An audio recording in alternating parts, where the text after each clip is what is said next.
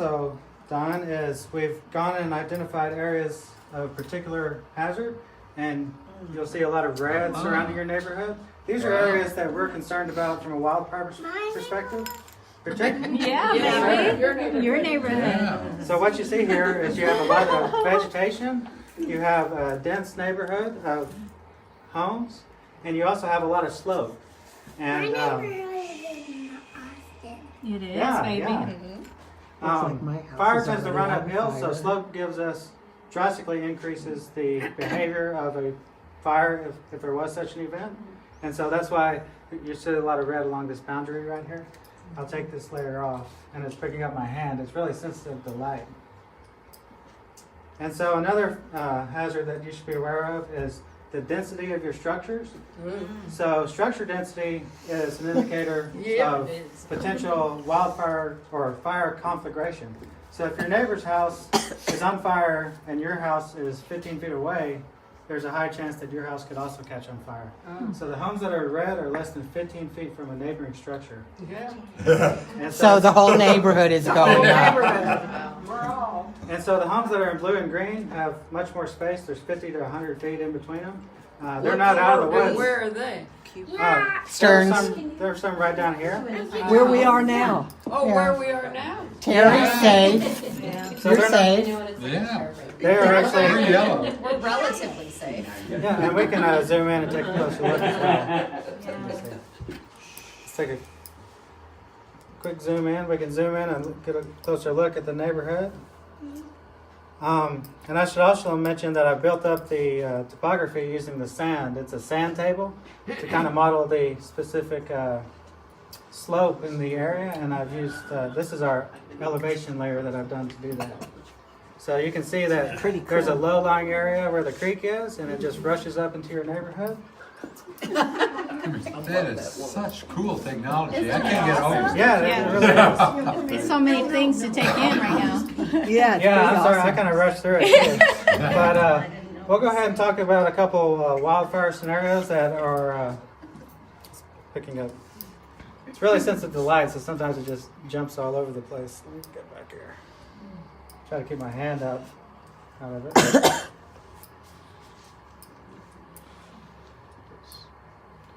Go home here.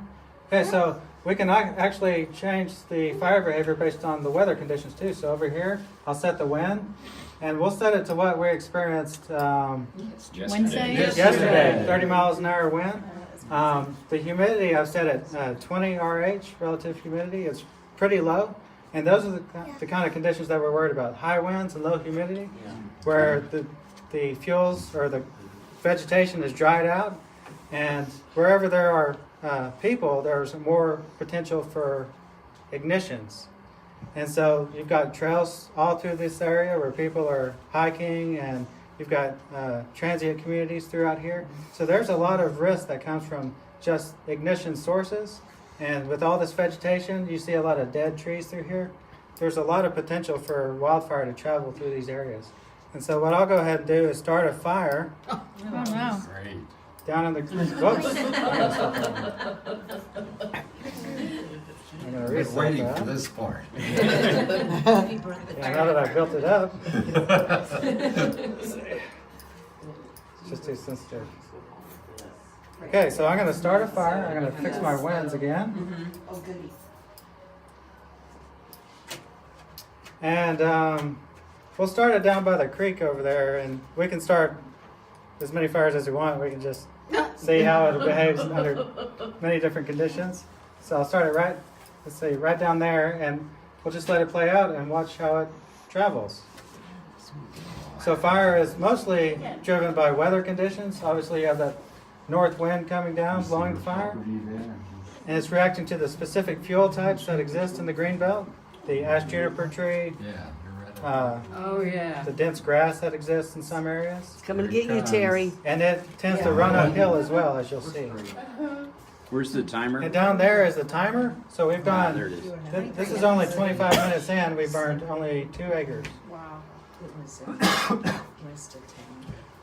it going to accelerate when it goes up the slope? I Terry, anticipate that it will. It's gonna get your house, man. You're the one right now, you know. Oh, right now I'm okay. At least for this simulation. So the simulation only models the flaming front, but what we know with these high winds and dry conditions that embers are going to be traveling off this fire by now and impacting your entire community. And that's why we have the Firewise program to teach about what people can do to lessen the risk of fire starting on their homes. Things like cleaning out their gutters, maintaining their private landscapes and things like that. So it make a difference in your home, whether it's brick or whether it's wood, and what kind of roof you have, whether it's composite or tin or. Absolutely, yes, sir. And we, the fire codes are pretty stringent nowadays, but we're working on making them even more so with the. So, hey, mind if I jump in? Yeah, go ahead. Go ahead. So here's where I come in. I kind of explain some of the realities of the situation. Kind of backstory, about a year and a half ago, I did a sand table exercise for the Station 17 and their Captain School complement, which is the guys who will be first in your territory. Did a sand table on it, and usually when I do sand tables, I pick worst case scenario neighborhoods when I do sand tables. And I picked your neighborhood for South Austin, just FYI. There's a couple others around. We have a couple other benchmark neighborhoods in the neighborhood. We've got some things in this neighborhood that have some that has raised a level of concern for the fire department is the topography, one, the proximity to your vegetation and the fuel types that you guys have here, proximity to the potential sources, which is the green belt and everybody that's down there, doing whatever they're doing down there, as well as you have two ways in and out of this neighborhood with limited entry and egress, which makes it a fantastic neighborhood. Like my neighborhood, I have one road in, one road out, and I love it because nobody comes to my neighborhood. But if this fire is impacting your neighborhood, say today at 12 noon and everybody's home, and it's a big fire rolling up there, what's everybody doing? Everybody's trying to leave. So you're going to have every road here blocked, people trying to get out of the neighborhood. Like what happened in California. Like what happened in California. Yeah. So It's gonna get you. So everyone's trying to leave your neighborhood, which is going to be an issue, which also going to impact the response from the fire department getting in. Everybody's trying to leave, and we're trying to get back in the neighborhood, right? So there's a couple problems we have right here. The other thing is, when we fight fire, number one priority for the fire department is life safety. Property conservation is kind of far down in our little matrix of firefighting. So that if we come into this neighborhood, for example, and this fire is down in this canyon burning, one, we may not even be able to access it because we don't have the equipment, to get down into the canyon to go get it. Two, as an incident commander, I'm not going to put my guys in front of that fire if it's too extreme to even fight the fire with the equipment we have. So we have to wait till that fire comes up into the neighborhood. Life safety being is when you guys are evacuating, you're at your most vulnerable point in plan. This is what happened in the campfire. This is what happened in the Woosley fire just a couple weeks ago. These people that died during evacuation. And if I have to provide resources to protect you guys, to make sure that everybody's safe and you're on the road trying to get you out of there, those resources are not defending your homes, right? What do you have on the east side of your neighborhood?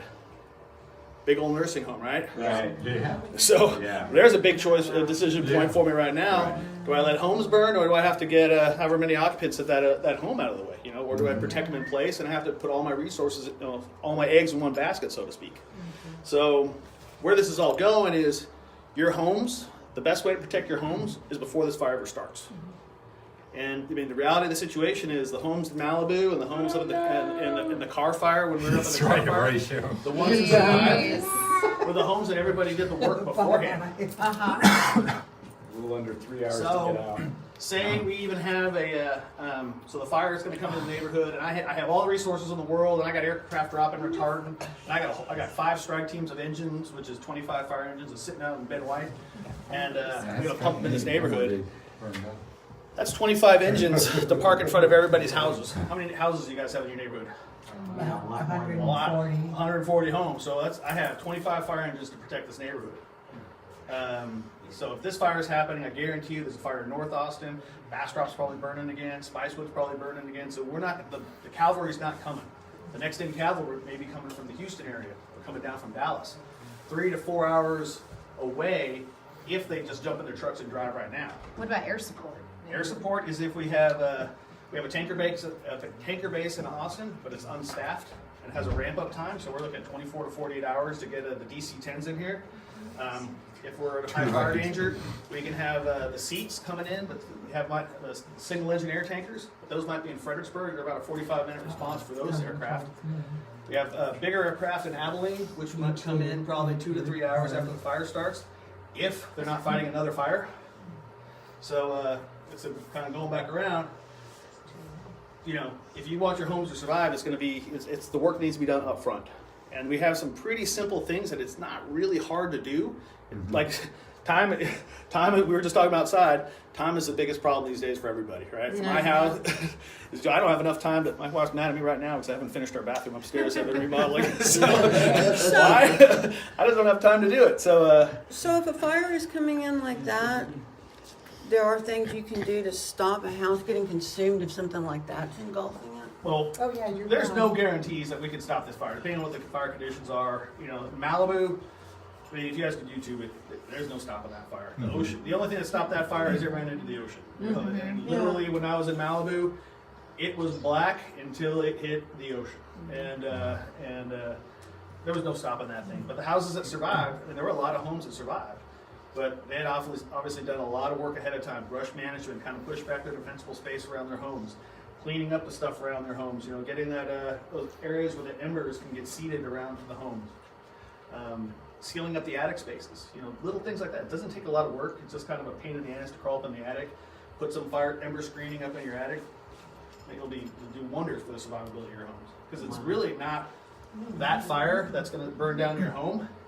It's the embers that your next door neighbor's house is producing that's going to catch your house on fire, and when your house goes, your house is going to catch the other guy's house on fire.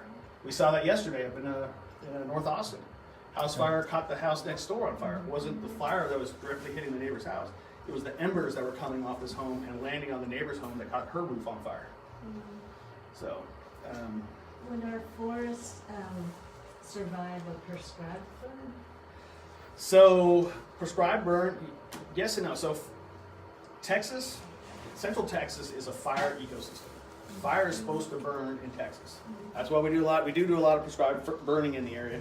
But the problem is, you just don't walk in and throw a bunch of fire down and have start the fire. It has to be a managed tool. And when we get so far behind on the fire cycle in the woods, it takes a lot of time and effort to get that fire in there. Because if we do it right now, with the amount of material that builds up in there, that prescribed fire that we're going to light is going to take off and is gone. So the best tool for getting into the woods right now is it's called mechanical treatments, where we go in there manually going in and having to manually pull out this material and stuff, which we did over off of behind your house, I think. Shoot Faith over the entrance over here at the end of whatever. We did a shaded fuel break back in there about 3 or 4 years ago. Yeah, right through here. And actually, it's really good. I just walked it before I came over here, and it's looking really good. I need to tell Luke he needs to get or Kevin he needs to get the chemical treatments on the Augusta that's coming in over there. Side note. So can you explain how a shaded fuel break works? So shaded fuel break, when we did that shaded fuel break, basically we come in mechanically with saws, and we cut out all the dead and down material. We limb everything up to about 6 foot. And then we remove that material. And for this thing, for the chipper, we took 4 roll-off dumpsters full of material out of here, just wood, sticks, and branches. That's all fuel for the fire. So what a shaded fuel break does is a couple things. It discourages grass to grow down low, so it kind of just the shading of that. So we keep that fuel down. It changes the transition of the fuels, so when a fire is coming through here, it lessens the intensity and allows us as firefighters to work behind these structures and not take such a beating next to the house trying to defend the structures with that fire. Hopefully it'll lay down a little bit before it gets to the house. And then it also helps eliminate the shading. Tends to hold a little humidity in underneath that canopy. So then even in the hottest part of the day, the humidity is going to be a little bit higher below in that area where we're trying to defend. So it hopefully changes that fire behavior somewhat. Granted, another day like Steiner Ranch, 2011 when we burned the Labor Day fires, shaded fuel break is not going to do a whole lot. I mean, that's just fact of life. But it also, it's going to be these other 99% days where we might have a fire in the canyon that's going to burn up, and it'll give us a chance to stop it before it gets into the structures. And it also gives us access to get in there and get to some of these places we need to get.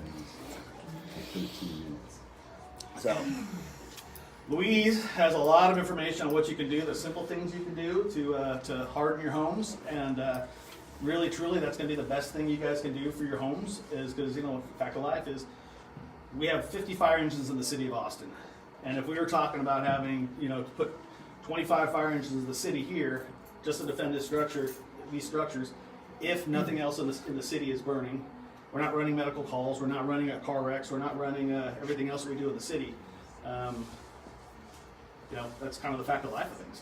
So you're telling us that we have to take the responsibility for hardening our property because there's just too much for you guys to cover. So Labor Day fires, like I said, Labor Day fires, when we had the fires, Bastrop was burning, that's always the big poster child fire. Yeah. That same day, I love this little analogy, a little story. It was I was driving around with my wife that day. We had the day off, and we were kind of just cruising around in the Jeep, and we saw this little column of smoke going up off of Slaughter Lane. And my wife goes, "Let's go see what's going on." So I'm like, "No, there's a brush fire. Let's not go over there." So, "Come on, let's go over there." So we took our Starbucks and went up on this little hill, and we're looking down the hill, and this fire was kind of behind Prentice Middle School, was burning through the brush back there, and wind was howling. Fire engines were coming, and a battalion chief named Plumber Buck comes pulling up around the corner in his command vehicle, and the wind is howling, and he's out there, and he's trying to get his command post set up with the dry erase boards, and the wind's blowing, and all his papers are blowing away, and I'm sitting up there, "Honey, I got to go over there and help Palmer with his command post set up." And I'm wearing shorts and flip flops, and I walk over there, and I go, "Hey Palmer, you want a hand until your other guys get here to give you the rest of your captains get here to set up the command post?" And he looks at me, and his eyes are this big. He goes, "There ain't nobody else coming." Oh, wow. So, So my claim to fame that day is he gave me a radio, he gave me his turnouts, and I got to steal a police car, and drove down the road in a police car because the house was being threatened, and we got out there, and the fire was coming up on the house, and I'm by myself, and his turnouts, and his big old size 14 boots on, and my feet are floating around in there, and we're sitting, I'm walking through the fire, and I'm looking for garden hose, something to fight this fire with. I'm by myself. A couple guys come out of the woods. They're like, "Hey, what's going on?" I said, "I'm trying to find some garden hose." Like, "Okay, we'll be back in a minute." And they take off, and a couple minutes later, they come back, and they think they stole every bit of garden hose out of the neighborhood next door. And we scratched garden hose all over the place, and managed to save the house. But long story short of it, that was one little fire that would have been a huge news story any other day. Not even a blip on the radar. Steiner Ranch is burning. Spicewood is burning. Bastrop is burning. Oak Hill's burning. Round Rock we never even heard about the 4 houses that burned in Round Rock that day. Wow. Never even made the news. Liberty Hill had had a fire. Houston had the Riley Road fire. 18,000 acres, burned down houses down there. Nobody knows about that. That was 18,000 acres, 50 homes burned down. Wow. Not even on the news. So going back to it, the reality of the situation is when these fires are happening, everybody else is having a fire, and we're all having to do what we can do to defend ourselves. And like when we went to California to help them with the Malibu fires, we got there 3 days later. So if we're calling for California to come help us, they're going to be here in 3 days to help us. This fire's going to be done in 3 days. So will our neighborhood. Yeah, that's the message. I haven't thought about that if there's fire here, there's probably fire in other places. Yeah. Wow.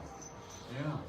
So, Well, I worry about a fire starting from the homeless camps. Yeah, me too. That's where he started it. that's Right, Right where that tent was. Right where that tent is. Got to get you. with the That's grill. right. home with the Pinnacle fire, homeless guy knocked Right. over his eggs and started that Right. fire. Oh, yeah. And that was on a day when there was nothing else going on. Yeah. And we still burned 15, 20 homes on that one. Wow. So thinking about what you all can do, there's kind of 2 levels of this, right? And so there's what you can do yourself, and then there's what you all can do as a community. And so what you can do yourself, the first thing is we've brought some literature for you here, which I believe, but this is the Ready, Set, Go guide. And it's important that everybody is ready beforehand in the case of an emergency, right? And we've been talking a lot about evacuation. How many of you in here are signed up for Warren Central Texas, or have you even heard of it? So Warren Central Texas is the way that that's going to be the official channel for sending out evacuation notices. So those are the two things that you all could do today, or this weekend, or over the holidays, right? You sign yourself up for Warren Central Texas. So if there is an evacuation notice, you're getting alerted of that on your phone. You sign up with your cell phone and your address. You can put your home address, your work address, so you can get those alerts for more than one address for your cell phone. And the other thing you can do is you can get together with your family over this holiday. I know this isn't maybe what you want to be thinking about all the time, but this is an opportunity. You may have some time to sit down and go through this together and come up with a plan for your family. Have your kit ready to go. Make sure you're knowing where your medicines are, where your pet food is, all of these things. You can have that ready to go. So if an emergency happens and you do receive an evacuation order, you're ready when that comes, right? So these are things that you can do right now. A third thing that you can do as an individual, there's some information in here about how to prepare your home. So we're talking about those embers, right? And there's some pretty basic things you all can do to harden your home, to harden your structure, to think about your property for ember protection. So those are three things as an individual you can do. Sign up for the evacuation notice. We're in Central Texas. Make a plan with your family with Ready, Set, Go, and then go around, just look at your house and see the small things you can do as an individual. 3 things as an individual. But then as a community, you all know, and when Nate showed you how close the homes are, right? So you can do everything on your property, but if your neighbor whose house is 15 feet away, it hasn't done those things, then you are still at risk, right? So there's work that you all need to recognize. It's better if it's done together. So through your community group, you all are pretty organized here. You can choose to sort of form a Firewise committee, and we can work together. There's some really specific things you can do to become a Firewise neighborhood. We can talk about that if you all want to think about sort of forming a leadership team. The other things you all can do as a community is have a community work day. So part of that is maybe you all pick a day sometime in January.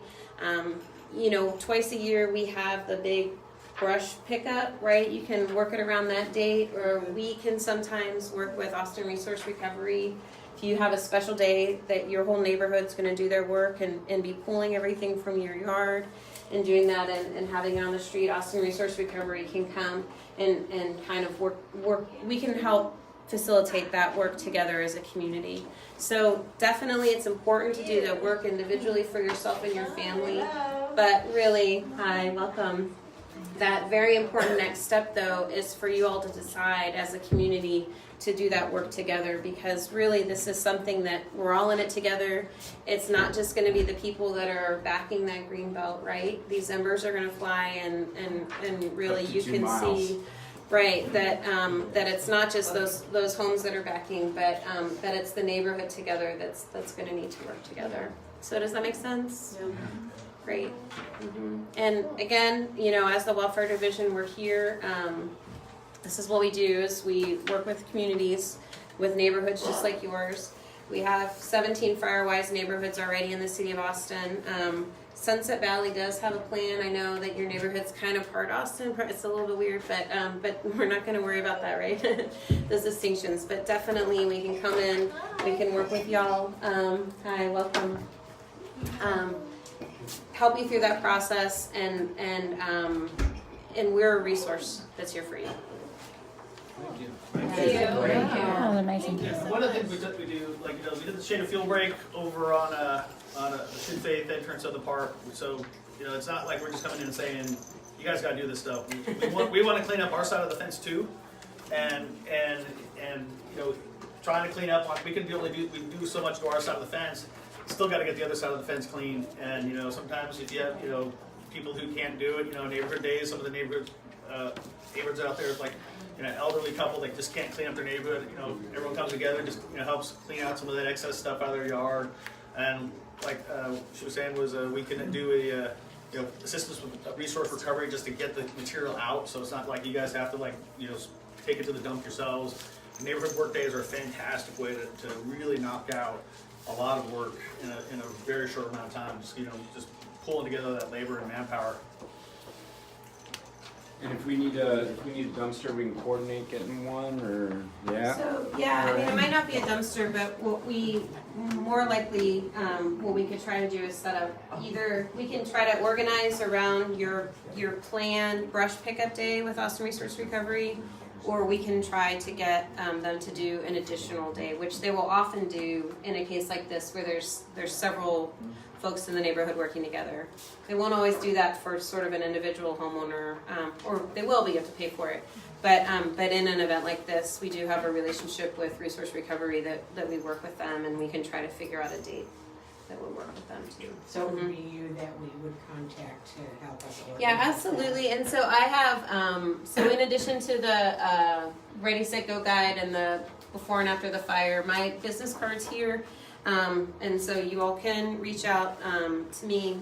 And, the other thing that we do, which I didn't mention, is we do have trained folks that do home assessments, right? So there's some information in the Ready, Set, Go guide, but you might still have some questions or be unclear as to what are the things that might be most important, or what are the things you can do. Not everybody's going to be able to change their roofing or be able to change all their windows, right? I mean, but there's other small things that are really possible. And so we have trained folks that can come out, just walk around your house with you. You can take notes, and they can help maybe see some things or give some advice and things that you might not think of right away.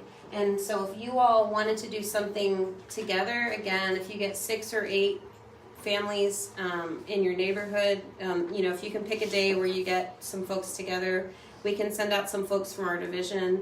If you can't get that organized, I can connect you with some other community resources. We have other Firewise neighborhoods who have trained folks that can come out too if you wanted to do it that way. But really, doing it together as a community is going to be your best way. So we have a good neighborhood association, Barton View Neighborhood Association, and some people, if they wanted to, could leave their word with the president about wanting to join this committee. And we definitely can be plugged in, and we will take advantage of you as a resource and the fire department. And I have to say, I've been going to these kind of things for over 40 years. This is the best one. Oh, that's I've great. ever been to. Is it because you actually watched your homes burning? Yeah, well, if you're with the Stearns, you're toast. I mean, It's an effective Well, it was recently in the news too, seeing multi-million-dollar homes that they weren't able to save theirs. So, Absolutely. lowly Absolutely. us. Right. And I think, Lieutenant Gibbons had a really good point, is that there's no guarantee, right? But all we can do is do the best that we can to prepare. No, it hasn't. So if there's any other questions, we can stay for a little while, but thank you so much for having us here today. Is that product